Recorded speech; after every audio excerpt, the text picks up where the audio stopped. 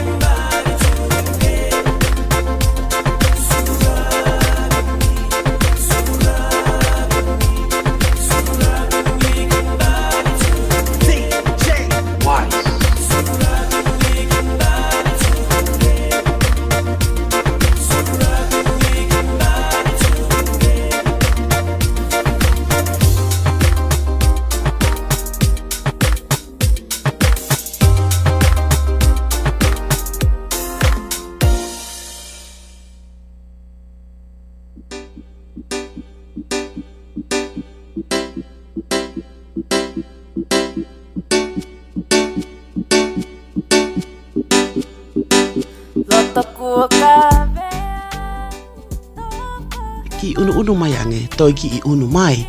Toi unu mai ka whanawhana atu ki a koe. Awe ho outa ki tonga e New Cargo mea turiki pei Amerikani. Oku vave, oku pau, oku whaingofua, oku maa, oku tika, oku whakaonoponi, oku fo'ou, oku kai more hao taimlahi, oku ne save ho o gas, more money, and etc. etc. Iyo, he kohono tika taha, ko online pe a koe iho o telefoni, whaunga. Download e Boxly iho o telefoni, pe a ke toki lomi ai pe. To iai ha atalaa, tā ki he whātanima, walu fituhiva, walu nima tol walu. Fika telefoni, whātanima, walu fituhiva, walu nima tol walu. Download ai Boxly, he koe New Cargo ia, koe tika taha ia, I he kolope.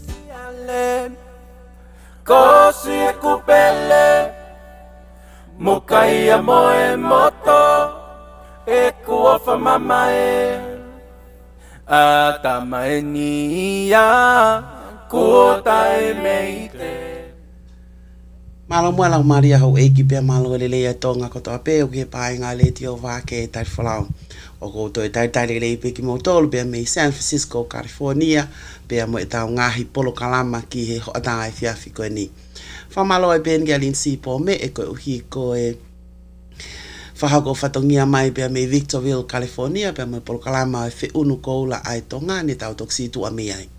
Te tau hokoko atu pia moao, mo e tau polo kalama makehe I he taimi whaa. Tō e pe tau ki miniti e wataha. Hoko to tonu ai whaa o ke polo kalama. Pa kou lawe I ea koe polo kalama koe ni. Tō ko lahi au pita ki nau tolu oku nau fie sio nau tole polo kalama koe ni.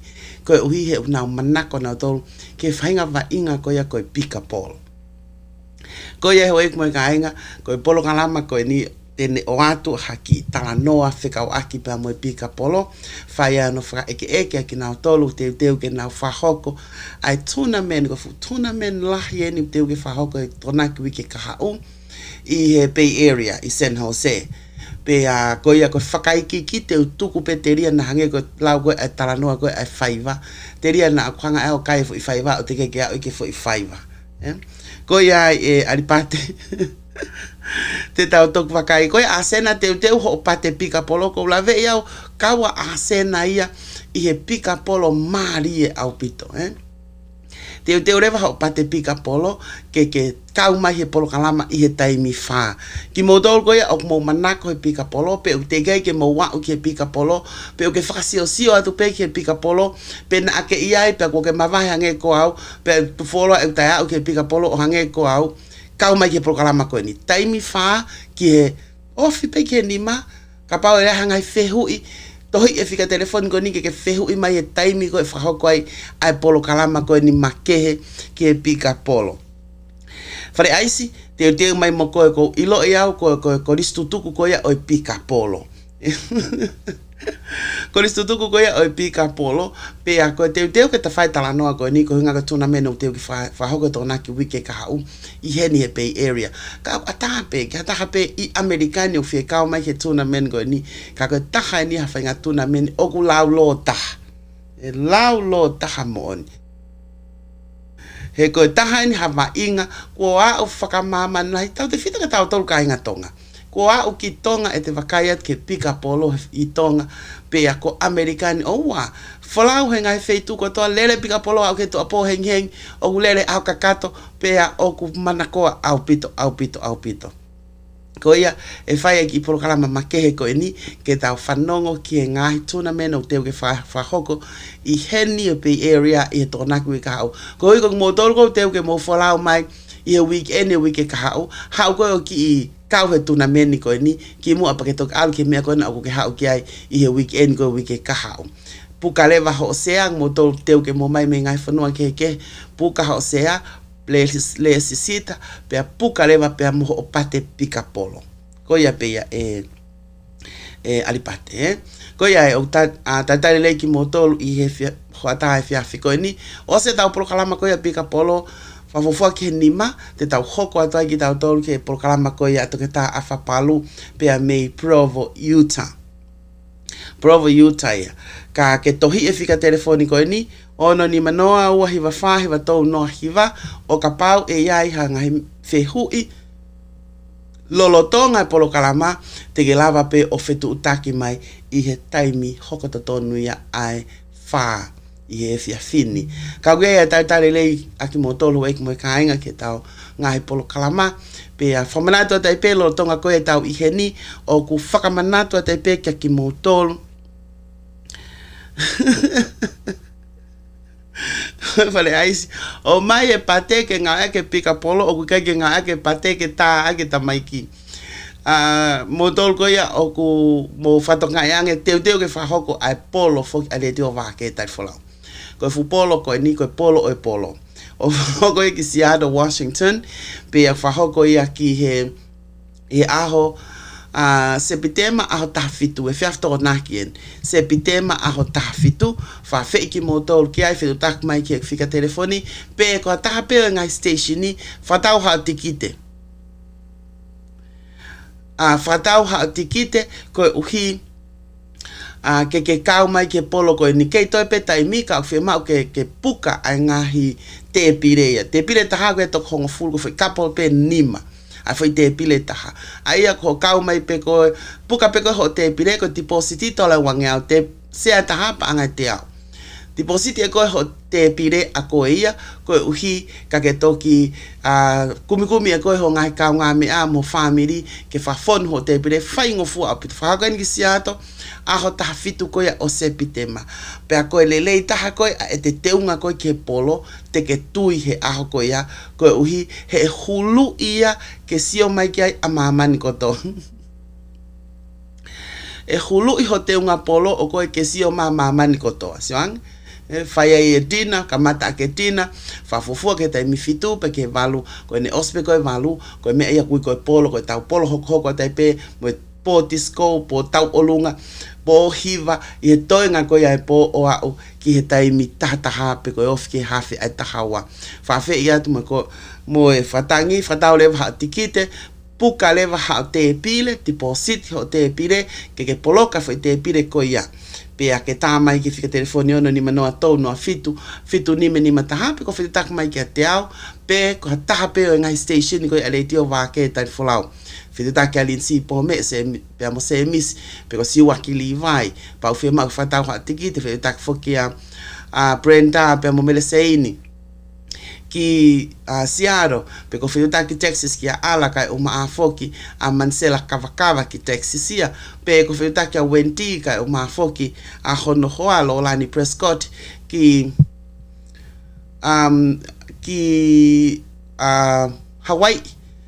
Katoa ngai station, pe ko whitu tak ki a linta maalua kai o maa Honohoa, whai whikau sione maalua ki Portland, pe ko Vancouver. I he tau station whakalotu, te na lava o whakatau, te ke lava whakatau mea ki naua, aho tiki te whawhonu aki a e nau te pire. Ka go e whiawhi, toko naki a aho hono hongo fulu ma fito sepitema. Toe mahina e ua moe konga. Ka go mea goe o ku kole he taimini, o ku whie mauia ke depositi a ngahi te pire. Ai peko hafo i te pire kakato, whaingofua ko ki kau ngā mea petro ni ma whono te pire ia. Ka mo lava mai. Koe me mahu inga taha mo tau mua peia o e polo koe ni ke tau fia whakataha.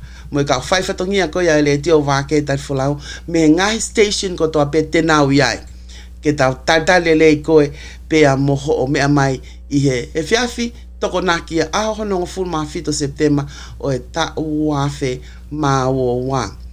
O ku tahaya ai ngahi whamanatu kak motolo ek me kaina whamaloat kak motolo ko ospuka ho mo ngahi te pile ka toa ngai stationi ka o mafoki community ko ya ono muka pe ko proklama ko ya no muka puka na te pile sio pa ko foa puka leva ho te pile a ko foa proklama ko ya a foa ko ka niwa proklama e ka niwa ko falareu puka te pile ya falareu ak motolo ko tau finga o ake painga va ke tal folau puka o te pire he toko lahi pe kakaia i Seattle, kau foa, koe kau niua, koe kau haapai, tenau tēnā whakaanga i pi tēnā tanguto te pire. Ka pau ke o ngoi koe ka hatafitu ke te ke lava nge koe ke polo. Tatonga o tiki te, pia ke ave koe ki hataha o maheni pe ko whamiri siato ke ne me aange ke mau kau ngā fia whataha i he fiafi koia. Koia, ko e whaafeia ka ki motol, whikau aki pia moe polo koia le teo wāke tai whalau, teo ke whahoko ia i Seattle, Washington. Ka e tungmua ke wakai ange ki e kau whanonga le teo. Hanga nge ki a te au toto lahi mai kau whanonga le teo koia pea mei Amerikani. Ka whanonga le teo me New Zealand mo Australia. O sia wate pika polo ki New Zealand mo Australia. Ko tonga, ko tau polo kalama ko ni he whāto e pe tau minite hon full maaua ki ai shared e tau polo kalama ke oskotoa mai kau pika polo ki lotoni. Ko i koe whainga maari e koe ni te mou mao koe i he polo kalama koe o e pika polo, ko tu hekege moto e mao e motor hawheitu. Ko whahinga tuna meni koe ni o kuteu ke whakahoko, kai te whie mao ia ia feitu io e rioti siona ai ke fetu taket ka koe aho ta fito septema maka ia i ho kalenda tana ki me ko istutuka tong hai a mo ki te pire ko fo i couple pe ni ma ko istutuka tong hai ko ma ho mo te pire a mo toria mo mai ke ta fie ai o fa ke 4 points ho tere ko ia ko 4 points i siato aho ta fito septema ko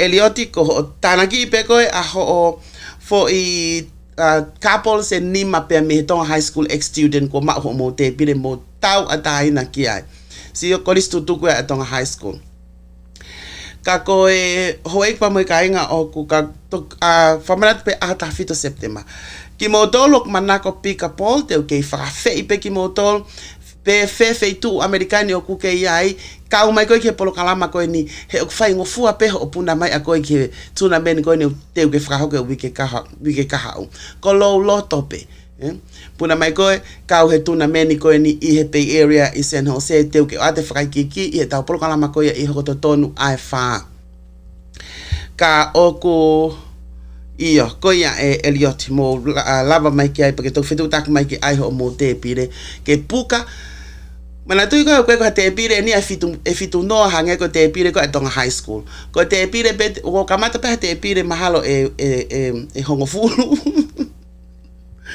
os ko ya pata toksio ai ke to nga ko u te pire ko ya puka le bajo te pire ako tau fok mai ke pika polo ta haine va inga o ku manako ai e toko lahi au pito pe ko kawe ni hai kato anga whaka ofa si atu ke tuna meni o whai Hawaii tuna meni o whai ki Maui tuna meni o whai ki Salt Lake City ko Texas ko maulele atu ko ia ki Portland ki he mari ne whahoko ai i he mago o sina wikene ua petol me ai o se pe fumala e tuna meni he hotere ko ne whai ai e mari ko te si atu ki ai whonu pe pika polo he aho ke ko toki puri a pefu ka kai he pika polo ko te ke o mai ki he mari mei ko feitu ko to ape o tau folau ta to ki ai he taimin o si ai pe ai pika polo ai events ai pika polo i ai ko ai ko ta haine ngai polo kalama ke te ke tuna men ko ni i he wike ka u aho to naki wike ka u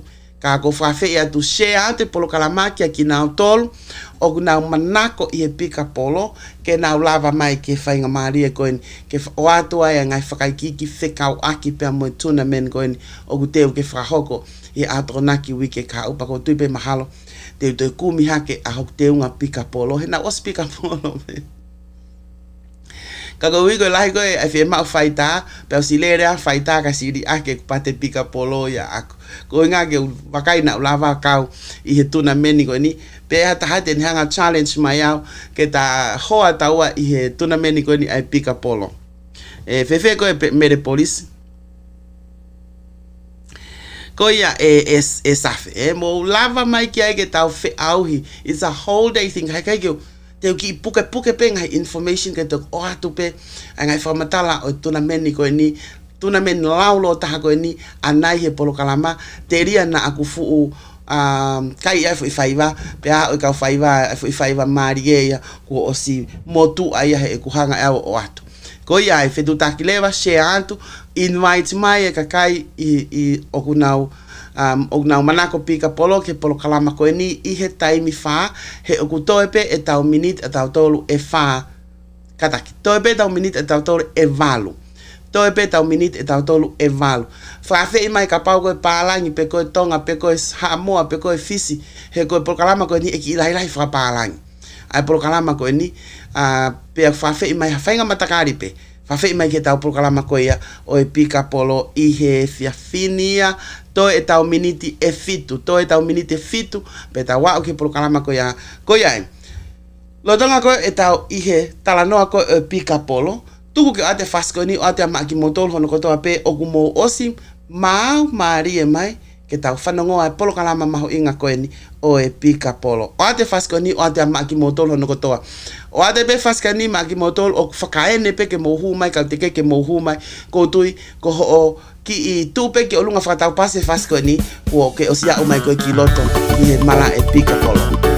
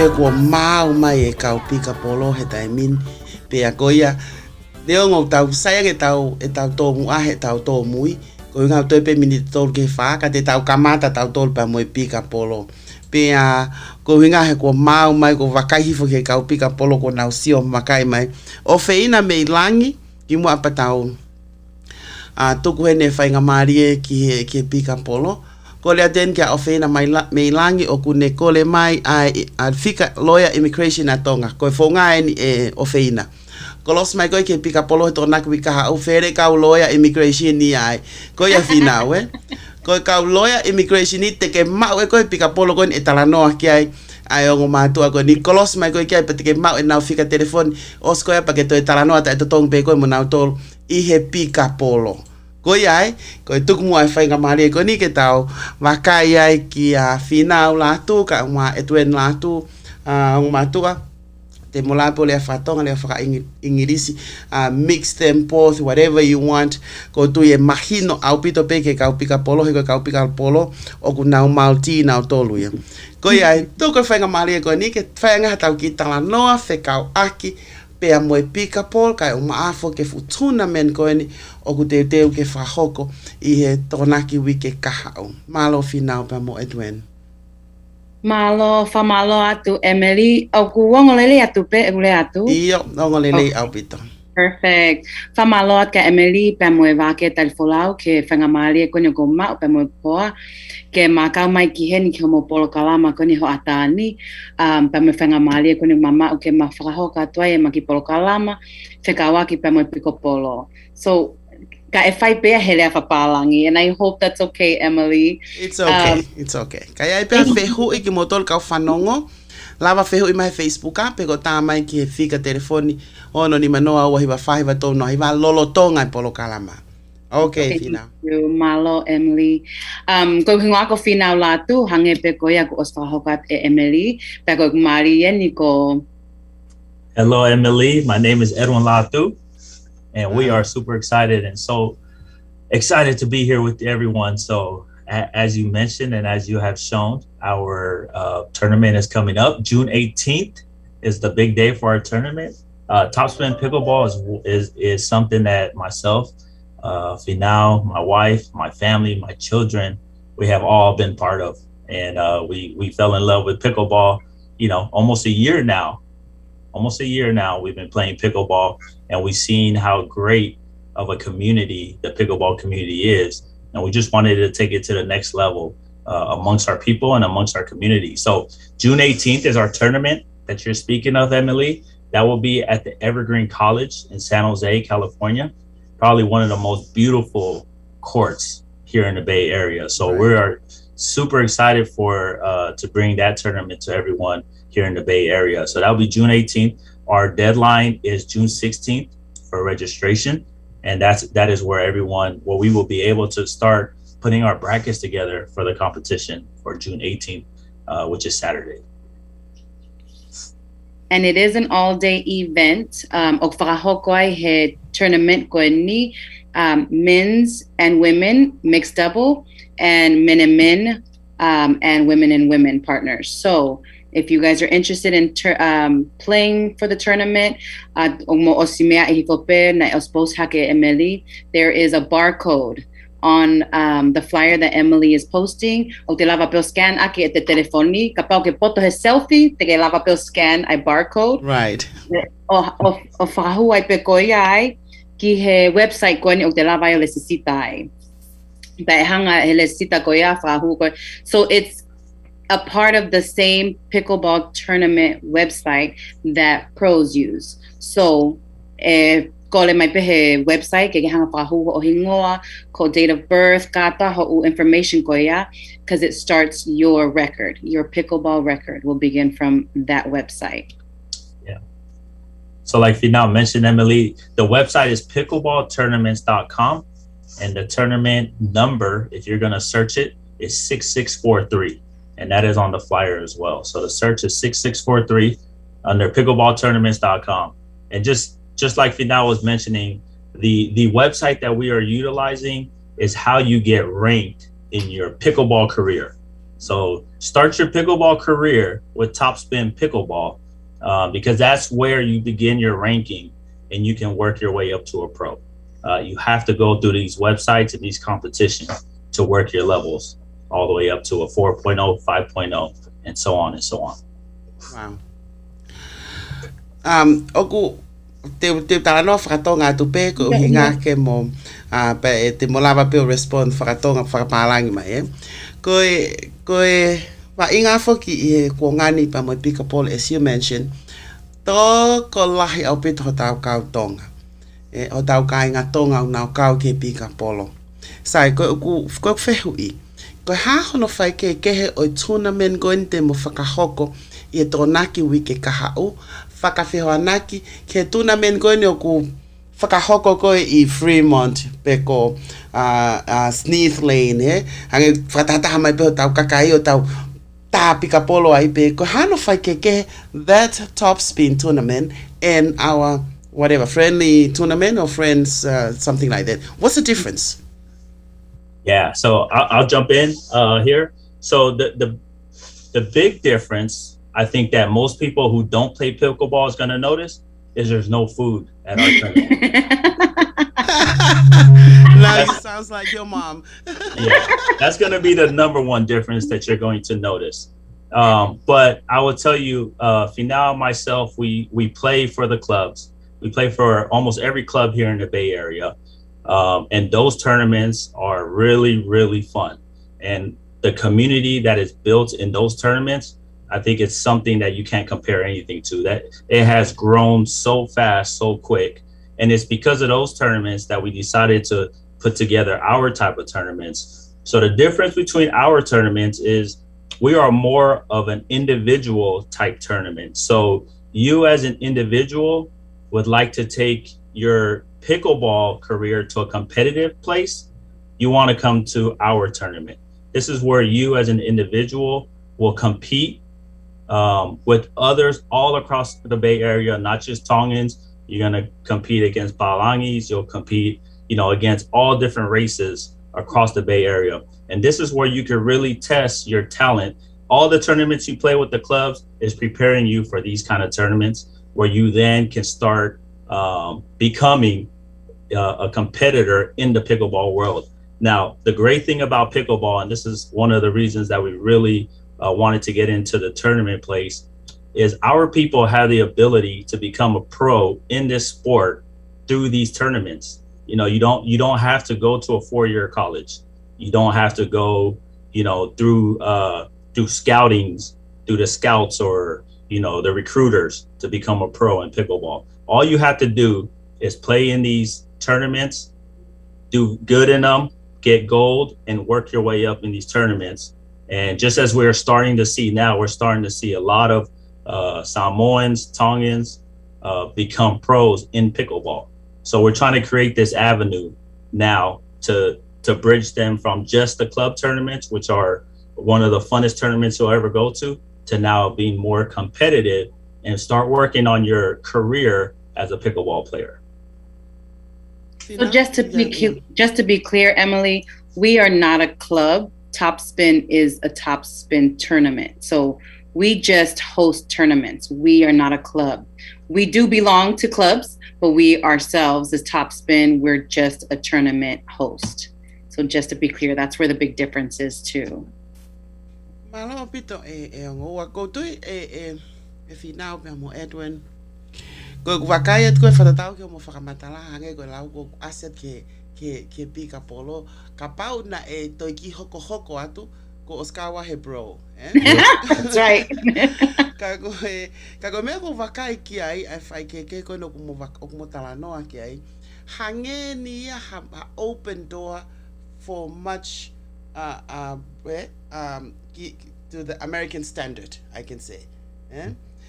Mo ne opito pe te tau vainga pe tau tolu and have fun pe tau kaipola oskoia kai tau whakatokanga e tau tolu ta koe tale nitia ko ia e lava ave kita ia ki tupi hange ko Tiger Woods ko I he mea.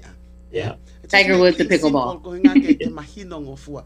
So this is ko matapa ni e lava ke te huai pa mo tale niti ko ni o pika polo o exercise pe te pe e lava ke whakawa mai matapa o te lahiang.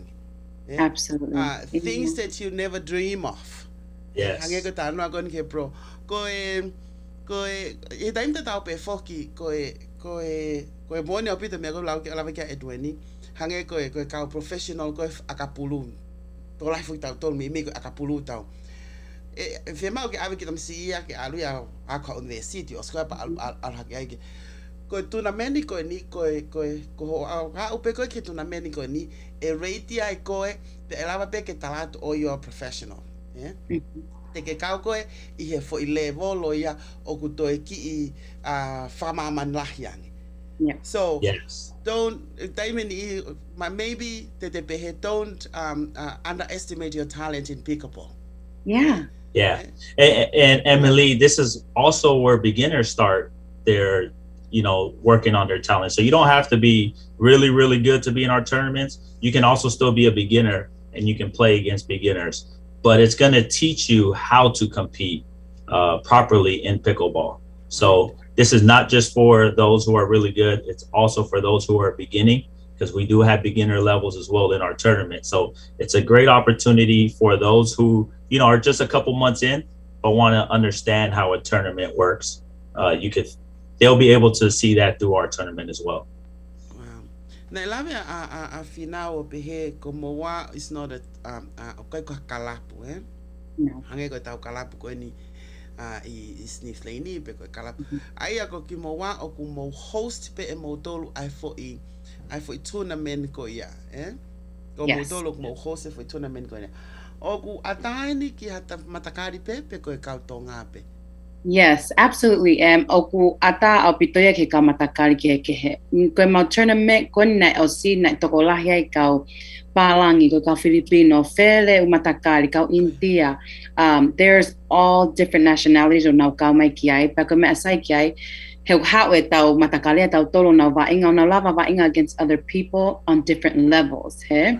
And they're able to learn and definitely improve their game. And so we are just the tournament, not a club. So yes. Wow. Koe meta ko fi mo tol koe mo whanonga mai lava peke mo tuku mai ha mo whehui.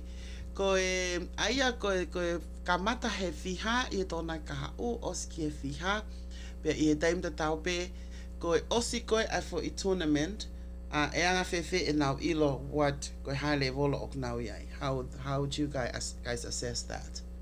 Yes, so as far as I time kamata ko ni I tournament kamata half I hiva. Ka mau kole pe ka pau o te vainga ko ospe ko ni ai ule sisita he aho tahao no sune te mahangai o fotutu ai ule volo mo time ko o te vainga. So he kai te ke ha o kitai onofo for the whole day. No. So o fa level o u game mo tournaments te ke toki ha o pe he time ko o te vainga ka te mahanga toki email ya ka kamata half ai hiva. As far as the levels and how the scheduling will go, my husband has that. Do you have the levels scheduling for each level? Yes. So just for a rough timing, 8:30 to noon, we will be playing men's and women's double 3.0. From noon to about 3 o'clock will be our mixed double. And then from 3 o'clock to 5:30 will be our men's and women 4.0. So you'll see how it kind of breaks out throughout the day. We'll have the final times, as Vinal said, before the actual tournament, once we finalize the brackets. But everything is broken out into times so that everyone knows when to arrive and they don't have to spend their whole day there. They can come in, play their games, win their medal, and then they can go home and share their winnings with their family. Ko whehui e taha. Tai pe te ate whangaki I whehui. Yes. Koe anga ko ho mo wakai koe ki Amerikani pe ame tu unga o kuia e pickleball. Koe mau kawa tu koe ki tona meni koe ni. E lava ke haea kita e kalapu o kutoe ma o hate ki se niti te ngā e koto tale niti. What's the world of pickleball out there? You know? Mau tolu koe ni, koe pickleball pe mau iloi, koe o pe koe o vainga koe I sniff lane pe koe vainga I he ngahi mala e koe. Whewhena mo wakai to the world out there about pickleball right now? So yes, great question, Em. So As far as being hired as a pro, I myself am not a pro, but to my understanding, I do know that as you move up in ranking and become pros, you are open and more opportunities for sponsorship. So you can receive sponsorships from, let's say, big names. It could be anyone who has the opportunity, in this case, money. They can sponsor you. So it does cost a lot to be able to receive lessons, to be able to travel and play at these different tournaments. So there is definitely a lot of opportunities to be paid and get the money for it. But I'm sure my husband probably knows a lot more in that department too. Yeah, I think the most popular person that most pickleballers will know is Ben John. And I believe Ben John is around $350,000 a year in his salary. And that's just pickleball alone. Ben John has paddles that he sells because of his popularity, clothing lines. He's actually just switched from one company, Franklin, to a new company called Jula. So you can see that there's a lot of sponsors going into pickleball now. And that is where pickleball is going to start making a lot of money as a pro. Is going to be through sponsors. And the pickleball, like there's an NFL, there's a USA pickleball, there's a big league out there, and those have been already invested. Those leagues have investors that are billionaires that are investing into these leagues to build pickleball to one of these sports that we see in the Olympics, these sports that we see on ESPN. So pickleball, we are in the beginning, and this is what was so exciting with our Tongan people, is that we are in the beginning of the explosion of pickleball. So, which is why we feel, myself, when we had this discussion of Topspin, we felt like this is a great avenue that we could get our people into the pros before it becomes televised or before it becomes Hollywood, right? So this is we have a great opportunity here going forward to get our people to where I think we should all deserve to be. Right. Sorry. Go moni au pito me mo tano ke oku tausio to ki mama awato. We look a little bit further than how we enjoy pickleball now. Pe oku mahu inga pito tau te fito a weni he wau ke tau whanau e nau manako ke pickleball is all level. Me he tau whanau o au ka ki nau tolu eni hange ko mau tolu mau toko atu peo even try to play pickleball. You know? Ko me ai fika akmo va inga ko ya, and it's pe ak fai ngo fua. Ka ko me ko oku mahu inga he ko whaunga ko pe ko tournament ko oku mo whakahoko e lava ke toi whakalaka ange ai aki nau toru that have the talent, and they just realize this year that, oh my God, I have this pickleball talent. Yes. You know? Pe o ange leva ai whainga maria ko ke kau he Topspin tournament ko ni hui ke kahau. Ke toi siwa is going to be more than that. Yes. It's not, it's ukai ke ngata pe ia he tau wa inga whaka kau ngā mea koe ni o whahoko holo o ku toi lahi ange ia i he mea koe ia. E pe e lava ia o ku iai ai whahinga potential ai kautonga ke nā wā o kia tuunga o ku toe mā o lungangi. O koe ke tau ngata te tau whakangata hangai pe koe tau lere mai koe ki muri ni.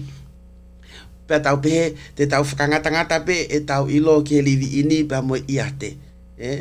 Koe ke tau ke mahu inga ia ke iai ha whainga maari e peheni ke whakaawai matapā koe pe tau wakai atu, oh my God, tau whukula koula ia is right there, but it's just a way of enter the door through the Topspin tournament. Yeah. Well, exactly, Emily. We're a door where I think we are providing an opportunity. Our people are already in the pros, and that's the great thing about it. You know, we had Bessa. I think he's from out of Arizona. I know he's played in a couple of the tournaments with the Eagles. I mean, with the Eagles, with the Tigers, and with the Seattle club. I believe Henrietta plays with the Lions, or she's played with them, and she's a pro. And then, as you say, our kids. you know, the top lady, the top female player is 14 years old, right? And she's the best in the world. So it's for all ages, all people. So it's an exciting sport to be part of. Probably the only sport that you will see husband and wife play together, husband or father and son play together on all levels. So it's a unique sport in that way as well. And I think that's where the Tongan people gravitate to, because we're so family oriented that it's a family sport. Wow. Mo ni au pito mea ko ia ko la ve o ke to taha o fe nga mai ke ta mai ke e ke hane fe hui ka ko tu ko tai mini o ku to vakai fa ko o si tatangi de telefoni. Ka o ku fe ka pa tu kwang hanau tai mi ko hinga ke na fe hui mai for now pe ko la ve pe mahalo to o ku me hu mai ane pasina tu mo ke ate ki fast ko ni give you a break. Give everybody a break ko tai men ke mo ai o mai haki I vai mafana pi moko o inu me tai mini mo fakau ho feu I ta mai ke telefoni pe ko hotu ko he Facebook o ate fast ko ni mak mo to ke tau ki malolo give it a break, we'll be back.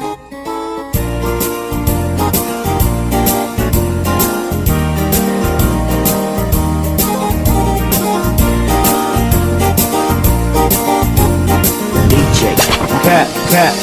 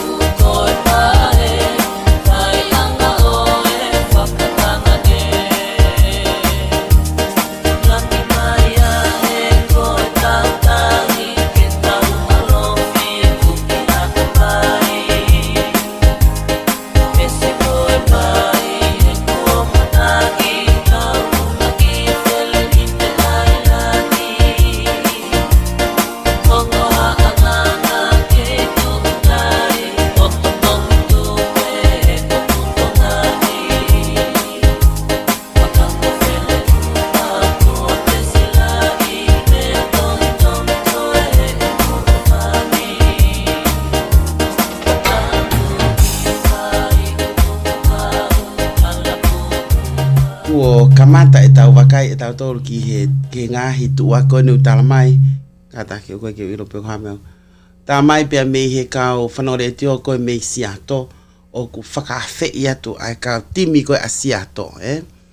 Whawhei te timi a siato ke mo kau mai ki he wainga koe ni. Pea e whinau te ukore atu ka koe ko ngā koe whehui koe ni whekau aki pia mo e le sisita. Te ukore ka koe ki whakamatala whakatonga mai ange ai whonga le sisita malo au pito. Iyo, malo au pito, Emily. So, ko le sisita, ka pau te museo hi whope ki flyer kona ko o si post mai Emily. O pe au ku, ka pau o mo Facebook please mo log in mai pe mo follow in my Facebook ko Top Spin pe he Facebook ka pau te mo hu he ma profile Top Spin te museo o pe ai ki hangi haki square. It's called a barcode. We go barcode. Ka pau te mo hanga pe ai homo me a faita ko ni homo telefoni. O ai ki he barcode ko ia, te mo whatoanga ipe o pop up ai website, pa te mo lomi ai website ko ia.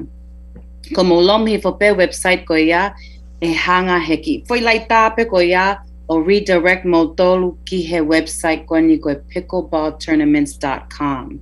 Pa te mo lava pe o le sisita me ai, e asi hake pe me ai, ke whakahu homo hingoa, ko mo date of birth, level o te waingai, but te mo lava me ai, it just asks all of the questions, but te mo lava le sisita me ai. Ka te mo whatoanga i fope, ko ki i square ko ni i lalo he flyer ko o si hanga Emily o post mai, but te mo hu mai ke ma Facebooka, Top Spin Pickleball on Facebook, te mo lava pe o stio o iai pe ki i square, mahalo pe he kakaia ko ki mea vainga or whatever, but it's not. Ko to hanga pe o ai pe te telefoni, hange pe te ke whaita i ki square, ka ko toi pe pick up a lens, a ki foi square ko ia ko barcode, te ke siope pop up as haki ai website pa te lomi i ai he o faingo ko au ko ki lai ata na ko o atu te mino to fa matala ko finau ai ko ki square ai pule lan uri mo hina o te lomi ko square ko ta fa ke ta is square ko lan hina pe mo lanu uri ko i he ta fa ki to o mata o ko ia te ke hanga ko o ai ke ho camera pe i time te tau pe ko ho search pe ko pickleballtournaments.com. Pickleballtournaments.com. Ko ia. Ai ko feitu e fra ho ko ai pickleball i sune a tavalu we ke ka hau. Ko Evergreen Valley College San Jose. Ko registration o sia ke a tahao no. O se a tahao no to pe a hoeua. Me mana tu ko me ene ka palang ko ke te lava ki ta kore ke tolo ye. Exactly. So if anyone who's ever attended our last tournament, we start on time. So please be there 30 minutes in advance. Ko ia, ai ko ngai fa manatu ka ki mo tol ho week pa mo ka inga. Fika aki pe mo eke ko ni o fika aki pe mo pickleball. Mo Top Spin fa to ka nga iange ko fo nga mo tol ko ke mo mao ka pau ke pe ko ke mao e au ia ai le sisita text mai ko ke telefoni ke nga we au nga aki a hono o atu e nga ai flyer ko ia ke le sisita ai ko hinga he te u to ki mao e au ha ku pate he time ko te bro ai o ka ke text mai ko ke fika telefoni pa te hanga o share atu ai foi flyer ko ni e Facebook a le tio ka atoa Facebook a le tio te share te flyer ko ni ki fa faingo fua ki aki mo tolu ki o mo le sisita he kai te lava ko ta ki fika telefoni o le sisita ai ko fo nga na te ke le sisita ai au fa matala mai e fi now. Yeah. Emily, you're reminding me of something that we're also doing. Well, if you go onto our website, Emily, Finau's phone number is on the website. So anyone who has questions, go to the website, pickleballtournaments.com. And then if you're going to search for a tournament, because there's thousands of tournaments on the website, our number is 6643. So you can search for our tournament. But what's exciting about our tournament is the first time we're doing it. And it's actually probably the only tournament that's doing it. So we made a, what do we call it? A prize or an incentive that for every 10 teams that registers with our tournament, we will throw in a paddle that will be raffled off. So if we have 100 teams that registers, we will put in 10 paddles. So it's a great opportunity not only to win a medal, to compete and have fun, but you can also walk away with a brand new paddle, right? And our paddles range from $100 up to $200 in price. So this is a great opportunity, and the raffle is only for the players. So it makes it even a better chance that our players that are playing in our tournament will have the ability to win a paddle to take home with them at our tournament. Malo Edwin, pia koe pate koe a pika polo ho ek me kainga o kai ke mama ok mamafa. It's very expensive. When o whakamatala mai koe Edwin e whai ki luluai ke ngai timi ko ia koe te nau kawange pe te nau le sisita ke tournament koe ni ai ka pau ia o timi hongo fulu koe battle ia e koe I never I pate te mo lulu he ko hange ko me ko ne lave ki ai o wi kai ko me o ma he kwa ki a honi o tikai pe ke lava e o kumi ha aku pate ko faka kau ni au ya Edwin ke o kole angau ke ma ki va papa ia ko nga ke fa hoko ato ke fa hoko aki ke ta pe ha ki pate he mama fa ko pate kwa kai ki ai I tau polo kalama I Amazon mo ngai website ko fai ko tau pate ko pago sa yes ke kakai ko pe oh my god they're so rich they now fu mi ke fu tangai pate na mai mo ke pika polo pe Emily, you come to our tournament and Finau will have a paddle ready for you. It will. It's ready for you already, Em. I'm ready for you, Em. Thank you. Kaya may no comment maya Elisa Pesi. Ko Marietta tui o netoa right. Ko ofefine e tuin tui o netoa mohingano ko first song and bro pickleball player pia ko me mi paya o Haywood Lion ko ne tamai ko tahaya e coach I Lion. Yes. Ai ko tui tai mini ko nga professional e now coach to ton os ko to mai Lioneia o le sisita he top spin ko uhinga ke ilonga ke mahina hono ako ina to he ka professional pia ko now ha o ke ai ko talat ko rate ka pa ngata rate ta hawa e fa de na rate na to tanima ko uhinga he ku na to ton ke na professional au pito ke na to ko ya Elisa Pesi mo le sisita leva ke top spin ko uhi ke faka ha o mo professional and that's what we want to see. That's what we want to see. Ke tau sio ke tonga o te tokolah yang e mala e pika polo ma te tau dominate e tau to re pika polo I maman. Right? O go e pika frale mai ki e tau ke kau whako polo karamakini te ho pate ko ke ilo peko fele e volo te tai ai Kako tuipe o mai pe haki le volo make he ya kataua ye tona ko o si e Finau mo etuen ke ta kawa tu ki he pickleball tournament ko ni. And you know, just to also add on tataupe ki he atau matakari mona tolko ni guna osia o pro. You know, we have a couple of professional players who are Polynesian. We should also add to that as well. Coach, you know, there's a proper way of also being certified as a coach. So for those who don't want to play or want to get certified to coach, because we do. Aussie certified. He's already gone through all the proper trainings through the Pickleball Association. He's already certified and he does do trainings. You know, interested and learn. He does, you can hire him. He does do training and he is certified in the Pickleball Association. If you guys are interested, he does do proper training for those who are interested in playing. So just wanted to throw that out there too. There's professional pro players and there's professional coachings too. So Ko tuia o feinga ane pasina ia ke coach, professional coach. Hange te anga makaifo o ku iloto a ane pasina he taimin. E ho ek me kainga, koe kauma ane ia o koe ko hinga ia o te talata ho do mo ni o koe ko professional player, but she's one of the sponsors. Pea o whaka atai pe ka pau ki ataha fie sponsor polo kalama koe ni. Ai tournament koe ni whakatoka ngā iange. E toko lahi ka kai o kui ai, matakari ke. Ka pau ko o whakatau manioke, ho businessi, sponsor e koe pe ave ho manioke, a koe e tona ka hau ki ai. Nā moe kau fisite na whakatau e nau tore manioke moe kau haamoa. Te nau iai, nā moe kau Filipaini.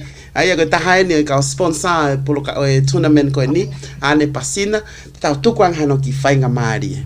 Malo ane. Ai, malo pito Emelipa. Tatak peto mui mai Emeli ho text mai ko ulaki malo ko tu os famalo at pe fitna mo ekwen ka ko atwen ha famalo me he top spin. Te kai ke hanga na o mai ha ku tai tolo ka te hanga pa whakahingawa te spoken person na ia ki top spin. Ka ko fe o atuen ha whakamalo ke wake tari folau, hono tari ai ki kole ko ia ke whakaata ai paenga ke hua te ki polo kalama koe ni te umita no au pito pe kai tuku pe kia e tueni mohono hoa o whaanga ke na whakahoko te polo kalama koe uhinga e kumai hange pe koe mea koe ni na e lawe kia Emeli na e toki whetutaki ma e tueni pa koe whetutaka e tueni na e pe mai ko winga ke whetutake atu ka koe koe ngā ko ngau he insiwa Lincoln me ha. Pene whakamatala ai polo kalama koe o sponsor.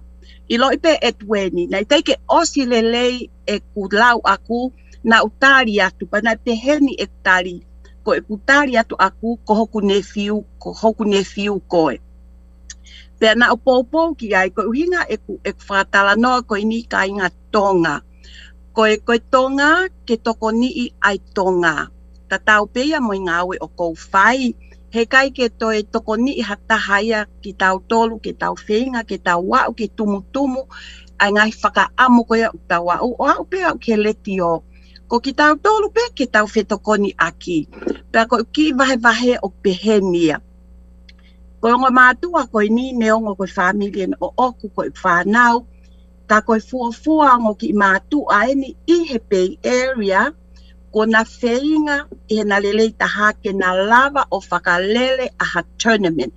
Pa koe fo i lea koe tournament oku ke tau wakai ke Facebooka o tournament mai e, Pa koe u tournament ko iaia o whaofape. Ka kui i kai ko ha official tournament ia ke lava o ilo iai level o ko te iai.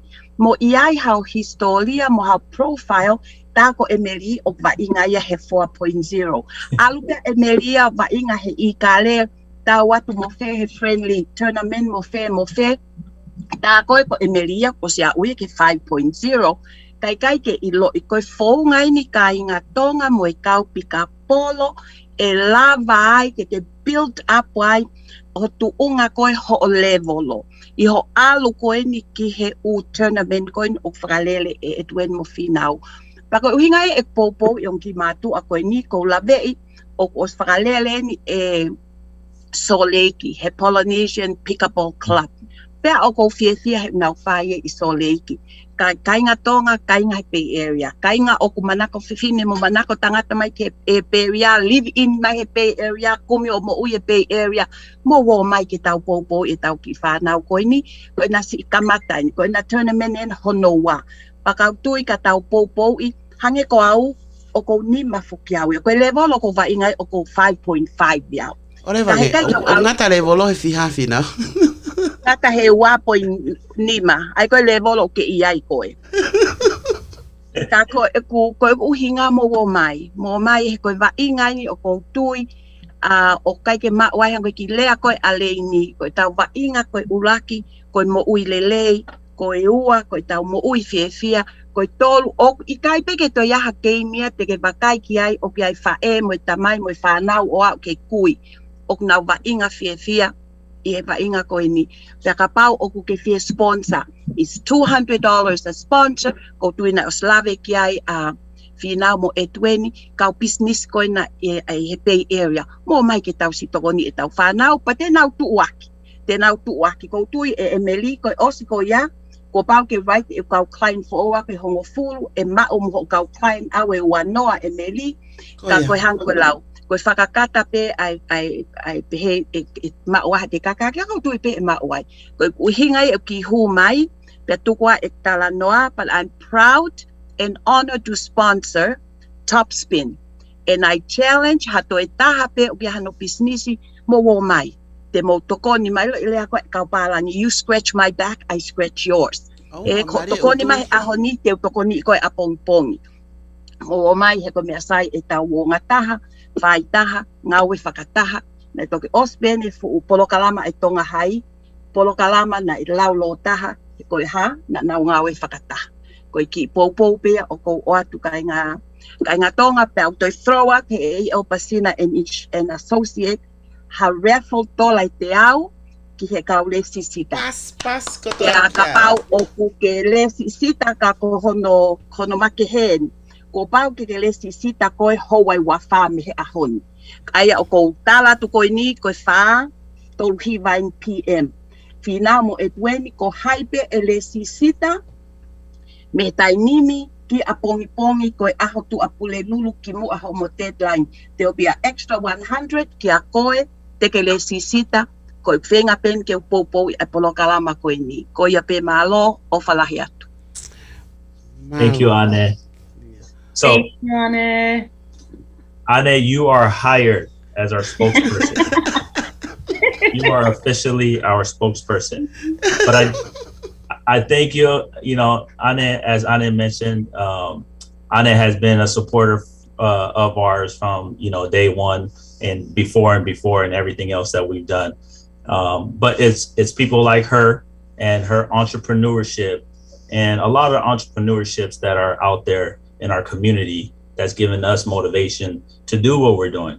So we do have sponsors, and all of our sponsors, we are really strategic in making sure that we reach out to sponsors that can benefit our community as well as us. When we put Topspin together, everything was based around our people. We saw an opportunity where our people enjoy doing something together that was benefiting us with our health, with our family time with one another. So we built this thinking of our people, but also knowing that we could do better for our people through a sport that we all love so much.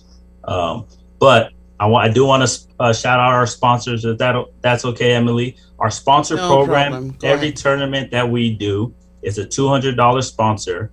You will be sponsoring a court. So our tournament will have a total of 6 courts. So we will have a total of 6 sponsors. So you will have the ability, the court will be named after you.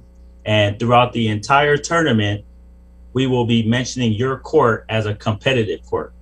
Not only will the court be named after you, we'll have your banners available at our facility, wherever we plan to play at. And then you will also be part of our medal ceremony. So you will be the ones that are able to give our medal winners, hopefully one of these medal winners that you guys give will become a pro one day. So one day you guys as sponsors can say, Bessa played in the Topspin tournament and we were able to give them a medal. So there's just great opportunities that go both ways in the sponsor program that not only helps Topspin, but also helps the community. And we typically will always go after our people to get sponsors so that we can help each other out, as Anna has mentioned. Thank you, Edwin. And you can mention, Edwin, I can sponsor that they sponsor already. Yes. Tournament. Absolutely. So we're going to start with Emily and Radio Tonga. So thank you for sponsoring us and having us on. So one of our very first time that me and my wife got to be on live, I'm sure my mom is going to ask me for my autograph. We love you, Kini. This is all she watches every day, all day long. Kini Mongalolatu. We love you. As you guys know, we have Lincoln Heritage. AL Pacina Associates was our first sponsor for this tournament. We have Gaipo Kitchen.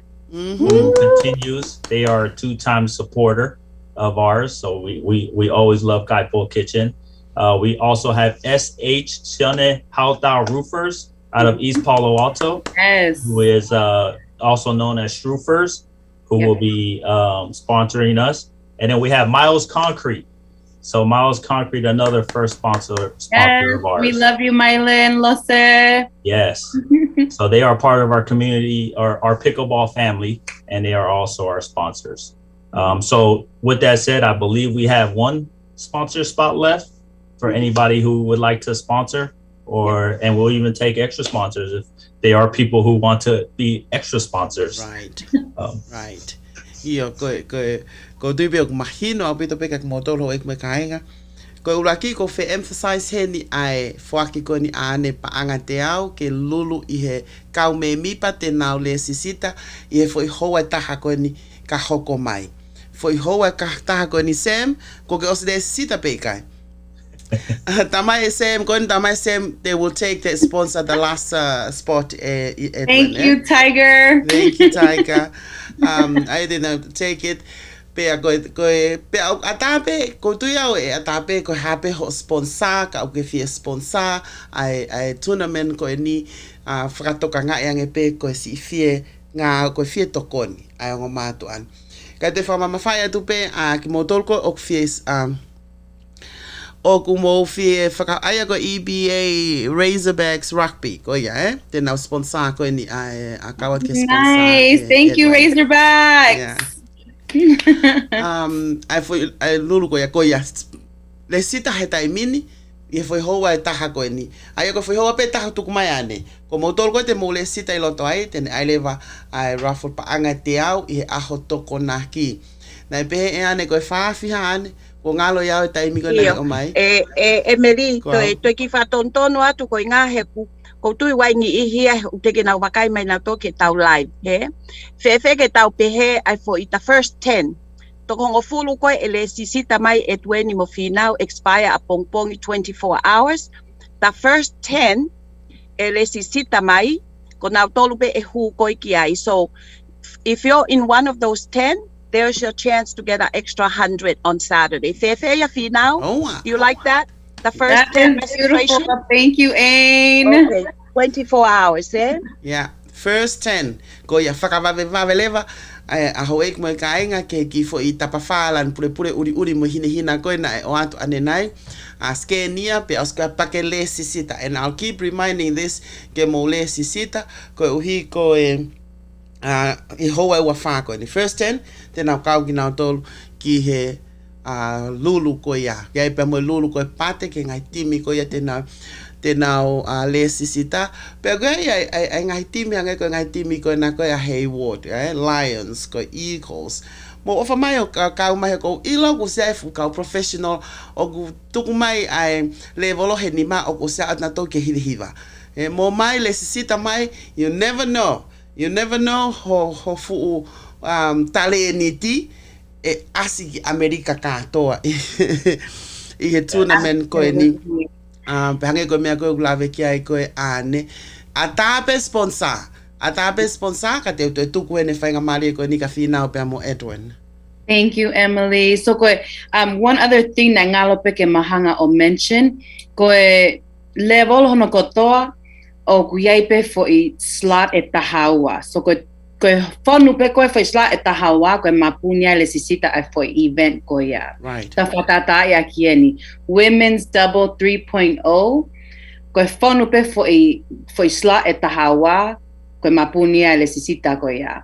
Any event, we only have openings for 12 per event. He ko fo position pe tahawa pe ospe ko utimi ko ya and it closes. So just to mention that. Malo apito fina Edwin to ya me okay manatu ike tanak mai I can still give you more time next week. Yes. This week, but is there anything else that you remember? Yes. So just a reminder, right? We're talking about June 18th, but Topspin is planning to be here for a long time. Right. So we will continue to do tournaments. Our mission is to do tournaments across the Bay Area. the one thing that we have noticed is lacking is there's not enough tournaments in our area. Most tournaments are in Sacramento, down in LA. So there's not that many here in the Bay Area. So our goal is to go around the Bay Area. We started in Foster City. We're now in San Jose, and we'll continue to make our rounds around the Bay Area. So continue to follow us on our Facebook page. Our tentative next tournament date will be September 27th. Okay, so I'm telling everyone this, so every club, Tongan club that is out there, don't schedule any tournament on September 27th, because September 27th will be a top spin tournament, and it's going to be the best of the Bay Area.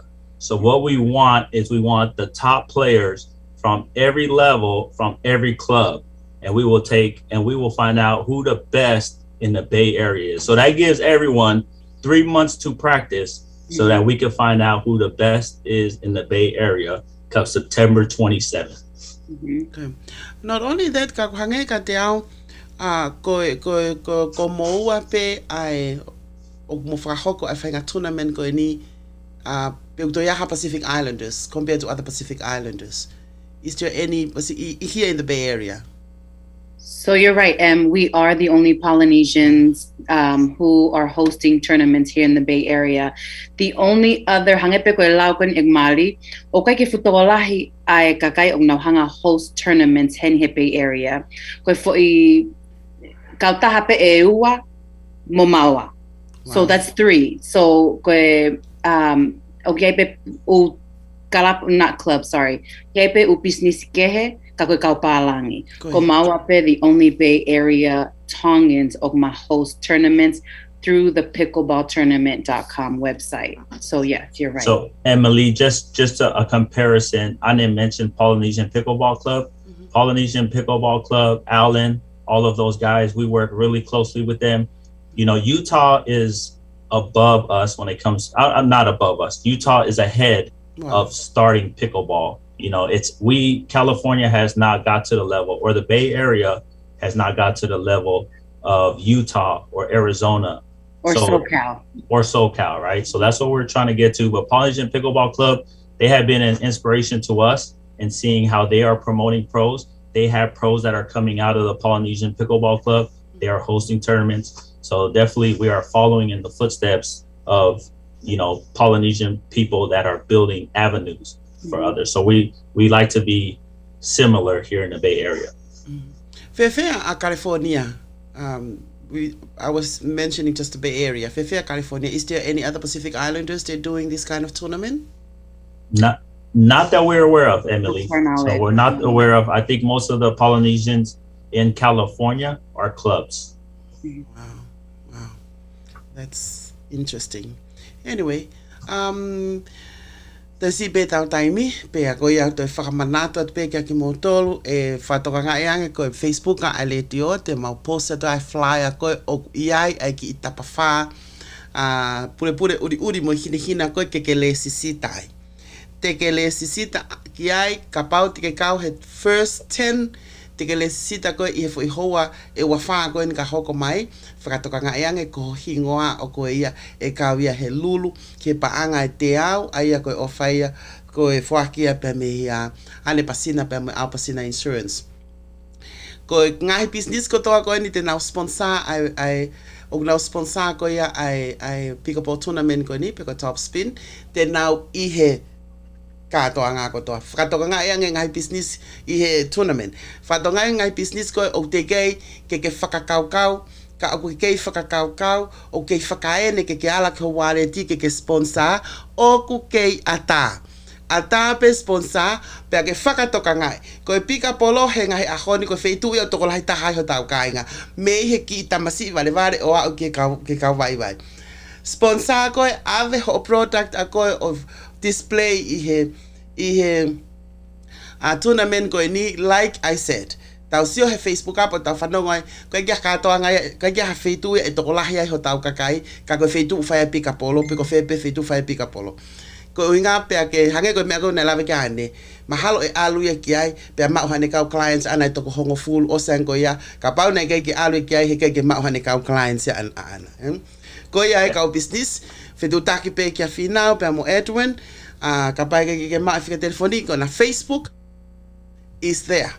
Koe na website is there. Koe website na koe na o atu pa te tau o atu e polo kalama koe ia ai le dio wake tari folau. Fia ma o ke sponsor, fia taki whahoko sponsor o e siwa ho amanaki he e riunga tolu a ho clients. Ki mo tolu koe na eke mai koe ia immigration lawyer koe i he Bay Area, whakatoka nga en koe no ko tarat ka koe. Lava mai koe ke pika polo le sita koe pa ke hao koe ke tuna meni he ui ai kau loya i ai te ke talanoa koe mo nao tolu ai. E lani tau mo i pea mo otu koe ia o nao kau nao tolu i he pika polo. Koe ia te utuku a te whainga maria wha osko nika ki moua. Osko ia pe tau toki wha maa popa i pe tau pokalama. Malo. Malo apito Emily, ko te wha malo lahi atu ke wāke tari wholau, ke whainga malia koni o mamau, ke ma whahokai e maki prokalama koni Top Spin Tournaments, ko te wha malo lahi atu ke kau sponsors hono kotoa ko mo osi sponsor i mai koni umala e koni o ake whae koni at tournaments. I want to thank this platform, malo atu kia Emily, thank you.